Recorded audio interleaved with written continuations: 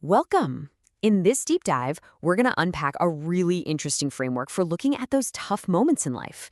It's a perspective that asks a pretty bold question about those times when it feels like everything is going wrong all at once. So have you ever been there? That season where it feels like you're just getting hit from every possible direction. Your finances, your relationships, maybe your health. It all seems to be crumbling at the same time. It feels like more than just a coincidence, right?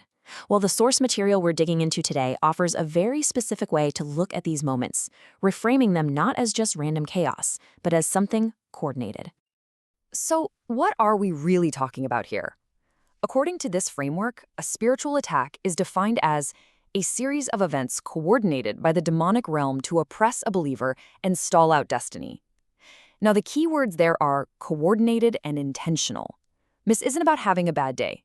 We're talking about a targeted effort specifically designed to stop you in your tracks. This idea is really the foundation for everything else we're about to cover. Okay, so to really get our heads around this, we first need to understand the worldview it's all built on. The sermon paints a picture of reality where life is basically playing out on a spiritual battlefield, caught between two huge opposing kingdoms. This slide really lays out the two sides of that conflict. On one side, you have the kingdom of light, which represents God's plan and purpose for your life. And in direct opposition, you have the kingdom of darkness, whose entire goal, according to this source, is to mess that plan up, to corrupt it, destroy it, and stall it out through what it calls these invisible attacks. So this cosmic struggle is the backdrop for everything else. So here's the big question, right? How do you tell the difference between one of these intentional attacks and just a really bad week? Well, the sermon lays out 7 specific signs that are meant to be like red flags. Let's walk through them one by one. The very first sign is a sudden, sharp drop in your spiritual desire. And we're not talking about a slow, gradual drift here. This is like someone just flipped a switch off inside you. The source describes it as your inner fire just being snuffed out. That personal passion that drives you forward is suddenly just gone. It's presented as the #1 indicator that something is up.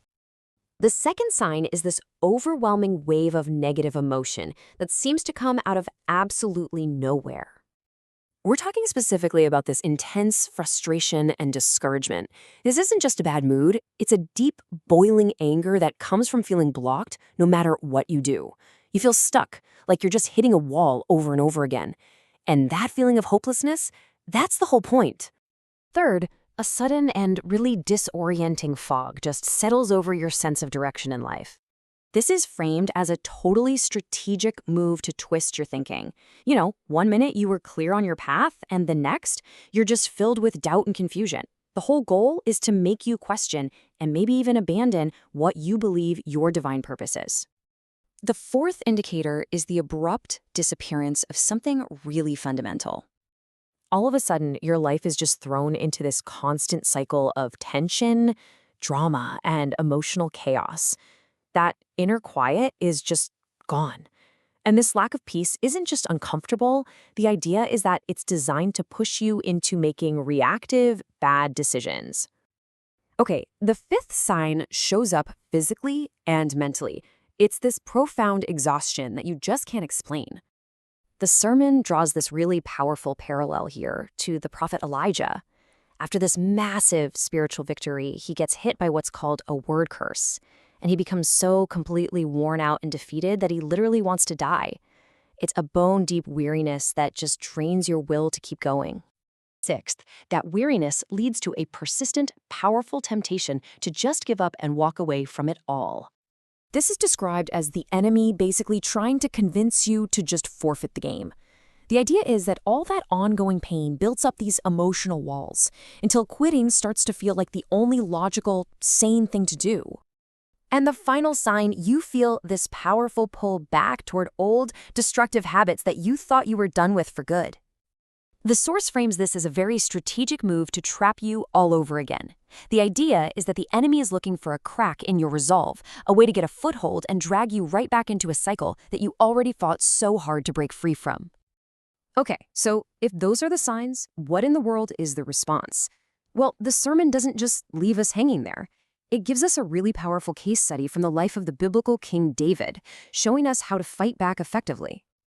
This timeline really captures the sheer disaster David was facing. I mean, just imagine it. His city is ash, his family is gone, and his own guys, his friends, are about to kill him. He has hit absolute rock bottom. But look at point 4.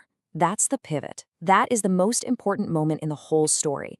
In the face of total loss, instead of just falling apart, he makes this conscious, totally counterintuitive choice.